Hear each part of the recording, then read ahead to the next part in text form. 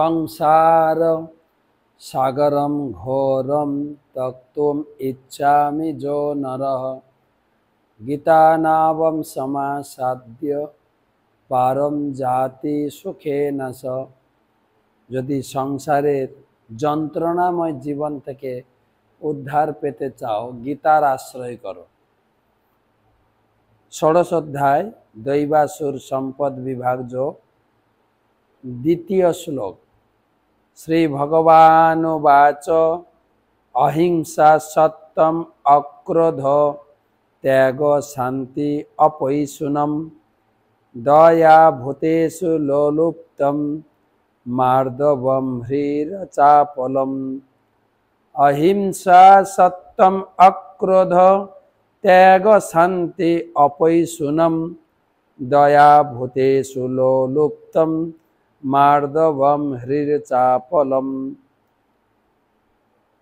পরমেশ্বর ভগবান বললেন, দৈবগুণ ব্যক্তিদের লক্ষণ হচ্ছে অহিংসা, সত্যবাদিতা, ক্রোধ শূন্যতা, বৈরাগ্য, শান্তি, অদোষদর্শী, সমস্ত জীবে দয়া, লোভহীনতা, মৃদুতা ও লজ্জা, অচপলতা।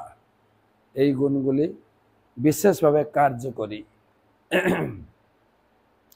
গত কালকে থেকে আমরা দৈব গুণের আলোচনা করছি। আজকে বলছেন অহিংসা, কারোর প্রতি হিংসা করা উচিত নয়। কিন্তু আরেকভাবে প্রভুপাদ ব্যাখ্যা করলেন, যদি আপনি ভক্ত হয়ে কৃষ্ণ ভক্তির প্রচার না করেন তাহলে হিংসা করছেন।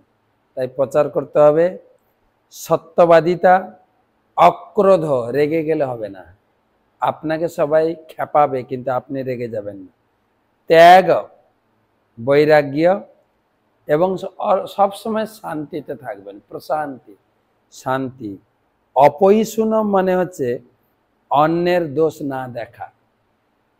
দয়া, সকল জীবের প্রতি দয়া, ভূতেষু লোলুপ্ত, দয়া সমস্ত জীবের প্রতি, কারণ জীবকে হত্যা করবেন না, কেটে খাবেন না।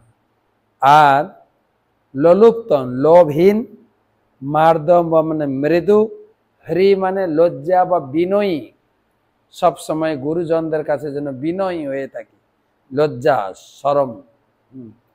আর অচাপ বলে অচঞ্চলতা, চঞ্চলতা যেন না করি। এইগুলো ভক্তের বা দিব্য ভাবাপন্ন ব্যক্তির গুণাবলী।